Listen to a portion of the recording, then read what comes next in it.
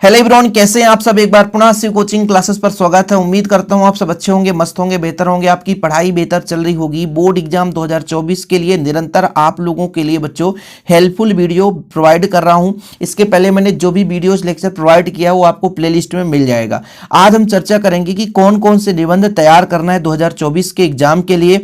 आप लोगों को बच्चों रूपरेखा किस प्रकार से तैयार करना है और भाई निबंध लिखते समय किन किन बातों को ध्यान में रखना है जिससे आपका पूरा का पूरा अंक मिल जाए, मतलब 4 में से 4 अंक मिल जाए। और आप लोग कुछ भी नहीं पढ़े एग्जाम के टाइम में, केवल आप थोड़ा बहुत भी पढ़ लें बच्चों तो आप गारंटेड उसे लिख सकते हैं।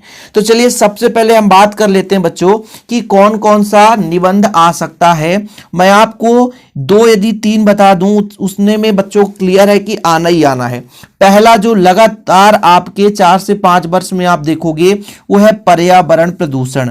पर्यावरण प्रदूषण, ठीक है बच्चों, पर्यावरण प्रदूषण सबसे पहले नंबर में आपको पर्यावरण प्रदूषण तैयार कर लेना है। आज अभी मैं जब बोल रहा हूं भाई साहब, इसके बाद जब आप रुको तो भाई पर्यावरण प्रदूषण पर आप आज निबंध तैयार कर लेना। दूसरा बच्चों विज्ञान, विज्ञान के बारे में, क्योंकि आधुनिक युग में तकनीक सबसे आगे है तो विज्ञान का वरदान एवं अभिशाप, विज्ञान का वरदान, वरदान एवं अभिशाप, विज्ञान का वरदान एवं अभिशाप, ठीक है, ये हो जाएगा आपका। और तीसरा हो जाएगा बच्चों खेलों का महत्व। खेलों का महत्व, खेलों का महत्व, हमारे जीवन में किस प्रकार से खेल का महत्व है।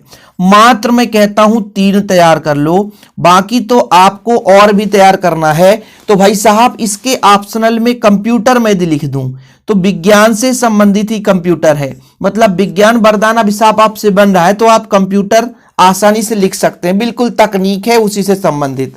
और कभी कभार यदि पूछा जाता है तो आप एक क्या है भैया, विद्यार्थी है, विद्यार्थी के जीवन में किस प्रकार से अनुशासन होना चाहिए, क्या विद्यार्थी के जीवन में किस प्रकार से अनुशासन होना चाहिए, इसके बारे में भी कभी कभार पूछ दिया जाता है।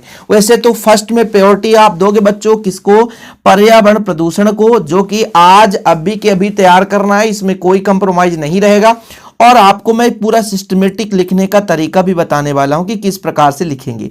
आपको इसको कभी भाई साहब, मैं तो आज तक बताता हूं कि जब भी मैं पढ़ाई करता था तो निबंध कभी याद नहीं किया, केवल इसको पढ़कर जाता था और लिखने का तरीका बताऊंगा। जैसे मान के चलते हैं बच्चों आपका एग्जाम हुआ और आपके पास कॉपी मिला, जैसे हमेशा लास्ट वाला क्वेश्चन रहता है, क्वेश्चन नंबर 20 है ना। तो आप लोग जब आंसर राइटिंग करते हो, देखो ये मान लीजिए पेज है, ये पेज है, फिर आप लोग यहां पर लिखोगे बच्चों, मैं आपको तरीका बताता हूं। आप लोग लिखोगे सबसे पहले तो आप लोग लिखोगे उत्तर, उत्तर क्रमांक कौन सा है बच्चों, प्रश्न क्रमांक किसका है, उत्तर क्रमांक आपका 20 है, ठीक है, ये उत्तर क्रमांक 20 है, ये आपको लिखना है, ठीक है। सिस्टमेटिक में बता रहा हूं, कोई दिक्कत नहीं है। फिर यहां पर आपको, यदि आप लोग ब्लैक पेन लिए हैं तो अच्छी बात है, ब्लैक पेन सबसे बढ़िया होता है और मैं हमेशा कहता हूं कि ब्लैक पेन आप लोग लेकर चलें। यहां पे आपको डालना बच्चों निबंध, क्या निबंध, निबंध किसका निबंध आप लोग लिखने वाले हैं, निबंध किसका लिखने वाले हैं, तो ये भी मैं आपको बताने वाला हूं। पर्यावरण प्रदूषण, किसका निबंध लिखने वाले हैं बच्चों, पर्यावरण प्रदूषण। तो यहां पर लिख दें पर्यावरण प्रदूषण, पर्यावरण प्रदूषण, पर्यावरण प्रदूषण, ठीक। ये मैं लिखने का तरीका बताता हूं जिससे आपको पूरे के पूरे अंक मिलेंगे, इस तरीके से लिखोगे। अब जो पहला पॉइंट आता है वो रूपरेखा आता है, क्या बच्चों, रूपरेखा, रूपरेखा। तो यहां पे आप लिखोगे रूपरेखा और रूपरेखा लिखने के बाद यहां पे आप डैश लगाओगे, यहां से आप पहला नंबर डालोगे। कम से कम कितने होने चाहिए, 3, 4, 3 हो गया बच्चों, ये 3 नंबर, फिर ये 4 नंबर, ये 5 नंबर और 6 नंबर, ठीक है। चाहे आप किसी का भी लिखोगे, जीवन में खेलों का महत्व, चाहे कंप्यूटर, चाहे आप किसी के बारे में, तो पहला पॉइंट जो होता है बच्चों वो प्रस्तावना आता है, क्या, प्रस्तावना, क्या होता है, प्रस्तावना। और जो आपका 6 नंबर का होता है उपसंहार। तो ये कॉमन है, ये कॉमन है, ध्यान रखना है। सबसे पहला काम आपको क्या करना है बच्चों, राइट साइड ही लिखना, ध्यान रखना, ओके। कहां पे लिखना है, राइट साइड। जब आपको उसको भैया कॉपी खोलोगे तो हमेशा दाएं हाथ की ओर जो आएगा उसी साइड पे लिखना है। ये रूपरेखा बच्चों, रूपरेखा में आप अंडरलाइन कर सकते हो। रूपरेखा कम से कम आपको 6 लिखना पड़ेगा, प्रस्तावना, उपसंहार। अब भाई साहब पर्यावरण प्रदूषण के बारे में यहां पर आप लोग क्या क्या सोच सकते हो। जैसे मैं कहता हूं पर्यावरण प्रदूषण के कारण, पर्यावरण प्रदूषण के प्रकार, पर्यावरण प्रदूषण का निवारण, तो 3 पॉइंट देखिए ना, रोकथाम के उपाय। अब हम आपको अपने भाषा में बता रहे हैं, ठीक है ना, लिख सकते हैं कि नहीं कि पर्यावरण प्रदूषण के कारण, ठीक है, क्या कारण है कि पर्यावरण प्रदूषित हो रहा है। ठीक है, जैसे मैं यहां पे देखिए अपने भाषा में लिखता हूं पर्यावरण, पर्यावरण प्रदूषण, प्रदूषण के कारण, के कारण, ठीक है। फिर दूसरा आप लोग लिख सकते हो बच्चों पर्यावरण प्रदूषण का प्रकार, पर्यावरण प्रदूषण, प्रदूषण के प्रकार, के प्रकार, इस प्रकार से दुष्परिणाम क्या निकलता है, तो ये भी हम लिख सकते हैं दुष्परिणाम, ठीक है, दुष्परिणाम। और फिर रोकथाम का उपाय भी लिख सकते हैं, रोकथाम का उपाय, रोकथाम का उपाय, सही है कि नहीं, ये उपाय। फिर उपसंहार। अब इतने में आपको 1 नंबर मिल गया, 4 में से 1 नंबर पक्का, डन। ठीक है, अब आपको एक मन में डाउट होगा कि सर कितना लिखना रहेगा, तो भाई साहब कुछ नहीं, 4 नंबर है ना, तो आपको राइट साइड से शुरू करना है, तो पूरा पेज राइट साइड का भरना है और इसके बाद आपको इसके आगे लेफ्ट साइड का भरना है, इतना आपको लिखना पड़ेगा। यहां तक क्लियर हो गया। फिर आप ब्लैक पेन उठाओगे और पहले नंबर को यहां पे डालोगे, क्या भैया, प्रस्तावना। और प्रस्तावना में आपको क्या करना है, यहां से लिखना शुरू करना है। प्रस्तावना में क्या लिखा जाता है कि जिस प्रकार से भाई साहब हम अपने दुनिया में क्या कर रहे हैं, अपने विकास की ओर बढ़ रहे हैं, वहीं दूसरी ओर इसका अभिशाप भी है एक प्रदूषण के रूप में। यदि हम वैज्ञानिक तकनीक के माध्यम से कई संसाधनों का उपयोग कर रहे हैं, उसी के विपरीत हमारे जीवन में कई प्रकार के प्रदूषण से रोग उत्पन्न हो रहे हैं। हम लगातार भूमि का क्षरण कर रहे हैं जिसके कारण प्रदूषण बढ़ रहा है, वाहनों का उपयोग कर रहे हैं जिससे प्रदूषण बढ़ रहा है और हमारे जीवन को गर्त की ओर ले जा रहा है। ये प्रस्तावना है। प्रस्तावना का मतलब पर्यावरण प्रदूषण के बारे में समझाना। फिर आप लोग बताओगे पर्यावरण प्रदूषण के कारण, कारण का मतलब क्या होता है कि लगातार वनों की कटाई, आधुनिक जीवन को सुचारू रूप से संचालन हेतु ज्यादा से ज्यादा तकनीक का उपयोग, वाहनों का उपयोग, गाड़ियों का उपयोग, जिससे कार्बन डाइऑक्साइड की मात्रा बढ़ रही है, जगह जगह पर कचरा, ठीक है, ये कारण है। और ज्यादा कितना लिखना है, 3 से 4 लाइन लिखना है। पर्यावरण प्रदूषण के प्रकार, तो आप लोग प्रकार में 1 लाइन में लिख देना भाई साहब, पर्यावरण जल प्रदूषण, वायु प्रदूषण, मृदा प्रदूषण, ध्वनि प्रदूषण, रेडियोधर्मी प्रदूषण। जल प्रदूषण का मतलब क्या होता है, इसमें डिटेल लिखेंगे कि आधुनिक युग में ज्यादातर औद्योगिक, है ना, क्षेत्रों से निकली हुई पानी नदियों में जा रही, ज्यादा से ज्यादा जल प्रदूषित हो रहा है। ऐसे में आपसे कह दूं थल प्रदूषण के बारे में, थल प्रदूषण के पेड़ पौधों की कटाई, ठीक है, या खाद्य के उपयोग से मृदा प्रदूषित हो रहा है, कीटे जो भी हैं वो खत्म हो रहे हैं।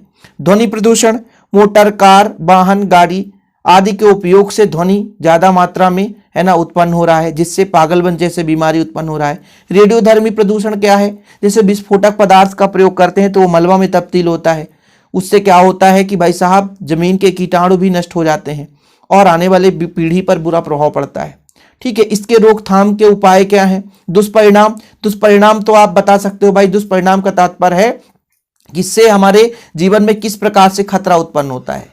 जैसे मान लीजिए वायुमंडल में सबसे ज्यादा कार्बन डाइऑक्साइड की मात्रा बढ़ रही है, जिसके कारण ओजोन परत में छिद्र हो रहा है।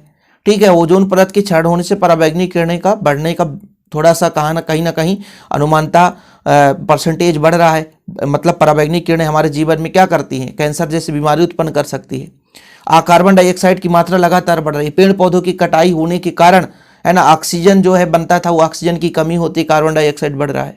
विभिन्न प्रकार के औद्योगिक क्षेत्र से निकले हुए गैसों के कारण भी शरीर में नुकसानदायक जो रोग उत्पन्न हो रहा है, ये अपने से ही बता सकते हैं। अब रोकथाम के उपाय क्या है कि अधिक से अधिक पेड़ पौधे लगाए जाएं, आवश्यकता के अनुसार हम ज्यादा से ज्यादा वाहनों का प्रयोग ना करके कम से कम वाहन का प्रयोग करें। ऐसे कई सारे आप उपाय बता सकते हो। ठीक है, जैसे मान लीजिए विशेष काम नहीं है तो फिर आप किसी भी वाहन का प्रयोग ना करें। ठीक, इस तरीके से आपको रोकथाम के उपाय, और बस क्या, ज्यादा नहीं, 3-3 4-4 लाइन लिखना है, ज्यादा लिखना भी नहीं है। आपको मैंने कहा ना राइट साइड से शुरू किया बच्चों, लेफ्ट साइड में समाप्त करना है, मतलब 2 पेज में काम खत्म होना चाहिए। फिर उपसंहार में पर्यावरण के बारे में क्या लिखोगे। उपसंहार का मतलब निष्कर्ष क्या निकाला आपने कि मानव जीवन में जिस प्रकार से संपूर्ण संसाधनों का उपयोग महत्वपूर्ण है, उसी प्रकार से पर्यावरण का संरक्षण या पर्यावरण से, है ना, पर्यावरण को बढ़ावा देने की भी आवश्यकता है। ठीक है, जैसे वनों के लोप होने से औद्योगिकीकरण, परिवहन, कार्बन मोनोऑक्साइड आदि विषैले गैस वातावरण में विषाक्त बना दिया है, तो उसको क्या करना है भाई साहब, प्रदूषण को रोकना है। ये रोकने की आवश्यकता है। मनुष्य की महती आवश्यकता के कारण विभिन्न प्रकार से तकनीक के उपयोग के साथ साथ इसमें कंट्रोल करना, इसकी सीमितता को भी मतलब एक प्रकार से जो प्रदूषण है उसको काबू में लाने का विशेष महत्व देना चाहिए। तो ये आपका कंक्लूजन का मतलब ये होता है कि आपको निष्कर्ष क्या मिला, पर्यावरण प्रदूषण से निष्कर्ष क्या मिला, कि जिस प्रकार से हम अपनी समस्याओं को निदान करने के लिए अत्यधिक आधुनिक उपकरणों का प्रयोग करते हैं उससे कहीं ज्यादा प्रदूषण हो रहा है, तो जिससे उसमें उपयोग में कमी लाई जाए। सही है कि नहीं? मानव अपनी आवश्यकताओं को पूरा करने के लिए वनों का विलोपन कर रहा है, औद्योगिकीकरण के लिए, परिवहन के लिए, तो इसमें कार्बन मोनोऑक्साइड, कार्बन डाइऑक्साइड की मात्रा बढ़ रही है, जिससे हमको कंट्रोल करना चाहिए, अधिक से अधिक पेड़ पौधे लगाने चाहिए। ये निष्कर्ष होता है। निष्कर्ष में आपको 2-3 लाइन लिख देना है, खत्म कहानी। तो इस तरीके से आप लोग, और हाँ, ये शब्द कब मिलेगा आपको, जब आप 1 से 2 बार पर्यावरण प्रदूषण 1 से 2 बार पढ़ लो। ठीक है, विज्ञान वरदान एवं अभिशाप जीवन में कभी कोई ना पढ़े फिर भी वो एग्जाम में लिख देगा।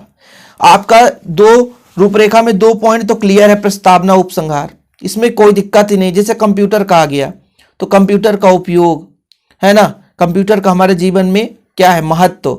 ठीक है, ये 2-3 पॉइंट रूपरेखा आप तैयार किए, प्रस्तावना लिख दिए, कंप्यूटर का महत्व, कंप्यूटर का उपयोग, कंप्यूटर का मानव जीवन में उपयोग, है ना, और फिर उपसंहार। जरूरी नहीं कि 6 पॉइंट लिखो, आप 5 पॉइंट भी लिख दोगे बच्चों तो चलेगा, कोई दिक्कत नहीं है। और विज्ञान वरदान एवं अभिशाप तो आप लोग प्रस्तावना और उपसंहार तो है ही है। ठीक है, वरदान में आप लिखोगे भैया किस प्रकार से वरदान मिला, मनोरंजन के क्षेत्र में, चिकित्सा के क्षेत्र में, आवागमन के क्षेत्र में, खेल के क्षेत्र में, अंतरिक्ष के क्षेत्र में, टेलीविजन, दूरदर्शन के क्षेत्र में, सभी जगह तो विज्ञान है। अभिशाप क्या है बच्चों, अभिशाप का मतलब क्या है, इस कहीं ना कहीं हमारे जीवन में जो कमियां ला रहा है या हमारे जीवन को जो नुकसान पहुंचा रहा है वो अभिशाप है। जैसे परमाणु बम मतलब लाया गया किसी न किसी, मान लो, चट्टान को फोड़ने के लिए, लेकिन अब उसका उपयोग व्यक्तियों को मारने के लिए किया जा रहा है, तो ये कहीं ना कहीं अभिशाप है भाई। युद्ध के लिए ये जो लगातार विनाशकारी शास्त्र मतलब एक प्रकार शस्त्र अस्त्र कह सकते हैं, बन चुका है, वो हमारे जीवन के लिए नुकसानदायक है। विभिन्न प्रकार के जो विस्फोटक पदार्थ हैं जिसका उपयोग औद्योगिक क्षेत्र में किया जाता था, अब वही उपयोग मनुष्य के लिए किया जाता है, युद्धों में किया जाता है, तो ये कहीं ना कहीं अभिशाप है। और अभिशाप का मतलब जैसे आप पर्यावरण प्रदूषण में पढ़े उसी प्रकार से विज्ञान में भी लिख सकते हैं कि ज़्यादातर आप किसी भी क्षेत्र में ज़्यादा मात्रा में व्हीकल्स का प्रयोग कर रहे हैं, गाड़ी वाहन का प्रयोग कर रहे हैं, तो उससे कार्बन डाइऑक्साइड निकल रहा है, वो भी हमारे जीवन के लिए अभिशाप ही है। तो कई सारे अभिशाप के कारण हो सकते हैं, तो ये आप अपनी भाषा में लिखना है, ज़्यादा डिटेल्स नहीं करना है। तो हर पॉइंट को 3 से 4 लाइन लिखना है ताकि आपका 2 पेज हो जाए और इतने में आपको पूरे के पूरे अंक मिल जाएंगे। ओके बच्चों, तो ये चीज़ था कि आपको कौन कौन सा तैयार करना है भाई। तो आप लोग इसी लेवल से तैयार करेंगे, बिल्कुल जैसा मैंने आपको बताया है इसी तरीके से, कहीं भटकना नहीं है। और आपको कौन कौन सा तैयार करना वो भी मैंने डिटेल से चर्चा कर लिया है। बस आप लोगों को बच्चों इसी फॉर्मूले में तैयार करना है और ऐसी वीडियो पाने के लिए चैनल को सब्सक्राइब कर लेना है, ताकि लगातार आपके लिए जो हेल्पफुल वीडियोज मिल रहे हैं वो आपको मिलते हैं और आप तैयारी करते चलें। ओके, जय हिंद, वंदे मातरम।